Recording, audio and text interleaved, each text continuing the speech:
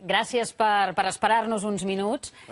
Un plaer. Després, a les 10, resumirem tot el que hi tingui a veure. Teníem interès de parlar amb vostè perquè dijous passat el Consell Ciutadà de Podem Catalunya va decidir la posició del partit després de consultar amb les bases, com sempre feu. Podríem dir, en resum, que Podem Catalunya crida a anar a votar l'1 d'octubre, però no li dona al referèndum el caràcter vinculant, que sí que pretén donar-li al govern. És aquesta la posició de Podem? Nosaltres sempre ho hem dit i hem dit que lamentablement, i això és molt important, lamentablement el referèndum que voldríem i que crec que vol la majoria de la població, inclòs el govern, hauria de ser un referèndum normal, un referèndum reconegut, un referèndum que no suposi un enorme xoc institucional. Lamentablement, aquesta situació, i aquí cal ser molt clars, només té un responsable, que és el Partit Popular. Davant d'això, aquesta és la realitat que tenim. I davant d'aquesta realitat nosaltres creiem, des de Podem Catalunya, que la millor manera de fer-li saber al Partit Popular que la població a Catalunya, de manera amplíssimament majoritària, no vol sotmetre's a aquesta actitud poc democràtica, doncs creiem que la millor manera és acudint massivament a les urnes, malgrat que nosaltres no creiem que pugui ser la solució definitiva a la situació que tenim a Catalunya. Però nosaltres, els espais que venim d'ocupar centres sanitaris perquè no els tanquin, que venim de posar-nos entre la policia i els desnonats, sabem que moltes vegades per aconseguir un objectiu cal mobilitzar-se.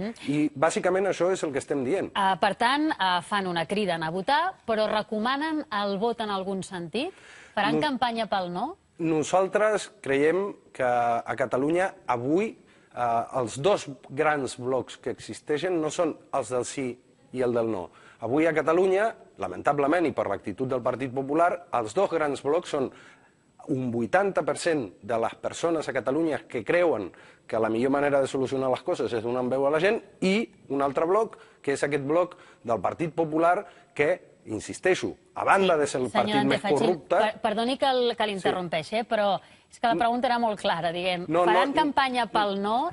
Li demanaran a la seva gent que votin en algun sentit? Nosaltres, entenent que el problema no és el sí o el no, sinó el problema és poder votar o no, farem campanya perquè la gent pugui votar. Ara bé, com tothom sap, Podem no és un partit independentista i la amplíssima majoria de les bases del nostre partit no ho són.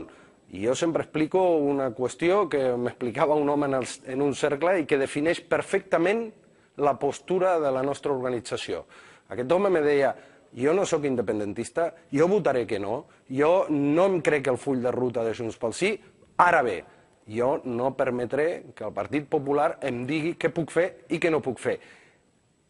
Crec que aquesta definició defineix molt bé aquesta postura que tenim. Nosaltres, òbviament, com a partit que no tenim com a objectiu la independència de Catalunya, en cap cas com a partit podem demanar el vot pel sí, i entenem que,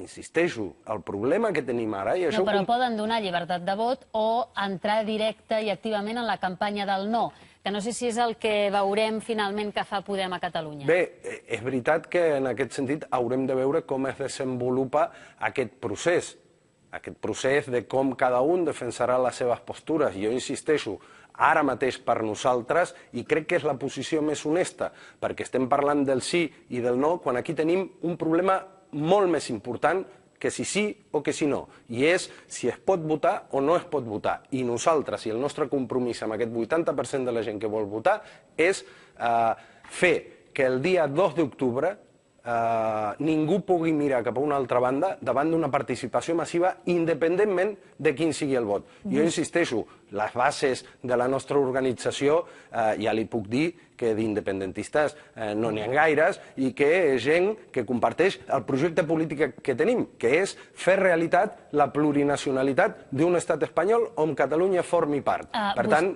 jo crec que és bastant clar, insisteixo, i crec que és el més honest que es pot fer és posar el focus allà on tenim el problema. I el problema no el tenim en el sí... Perdoni que el talli perquè Han obert la plica. Ho faig amb una mica d'insistència, però és que no tenim molt de temps i tinc moltes preguntes per fer-li. Per tant, li demano una mica més de concreció. Vostè anirà a votar i votarà que no? Jo hi aniré a votar i molt probablement votaré que no per una senzilla raó, perquè nosaltres creiem que una altra construcció de l'estat espanyol és possible. Però insisteixo, el problema que tenim a Catalunya no és si votar sí o votar no. El problema que tenim a Catalunya és si votem o no votem. I per això nosaltres ens comprometem a cridar a la participació per demostrar-li al Partit Popular que això no és una qüestió d'independentistes i de no independentistes. Ha quedat clar. Ajudi'ns a entendre'ns una mica millor per què Pablo Iglesias o Pablo Echenique han dit que si fossin catalans no participarien en el referèndum. Es pot concloure d'això que la direcció estatal de Podem i Podem Catalunya no estan d'acord i que aquí ja hi ha, diguem, un desacord bastant important, no? Bé, el primer que es pot concloure és que, òbviament, Pablo Iglesias i Pablo Echenique no són catalans. Això és obvi. Amb Pablo Iglesias i amb la nostra organització tenim un acord molt clar en què aquest no és el nostre referèndum i tenim molt clar que el culpable d'aquesta situació és el Partit Popular.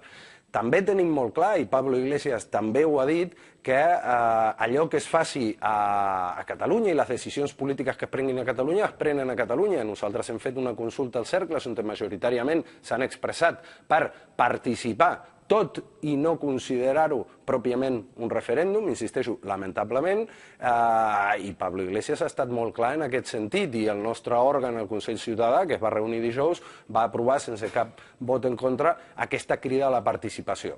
No se sent desautoritzat per Pablo Iglesias? De cap manera. De fet, Pablo Iglesias deia i valorava la posició de Xavier Domènech i d'Ada Colau, i ahir vam veure que aquest espai també considera que el de l'1 d'octubre és una mobilització legítima. Els afiliats i votants de Podem hauran de triar si li fan cas a vostè o si li fan cas a Iglesias? Jo crec que és al revés. Els afiliats i els inscrits de Podem, o sigui, jo, la direcció de Podem i Pablo Iglesias hem de fer cas a les bases i a la gent que participa cada dia a dia a Podem.